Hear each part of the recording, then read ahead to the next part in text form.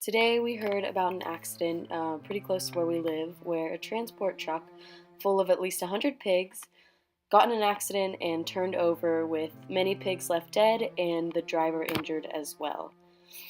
When we got to the scene, it was pretty disturbing. We saw blood on the road. We saw pigs, dead bodies from pigs that were being chained up by machines so that they could be pulled out of the flipped-over vehicle. Were they just running everywhere, or is it? No, there's only about 5 got loose. The rest of them Really? was in the trailer. Dang! And we had to shoot like 5 or 6 because there's severely injured. Yeah.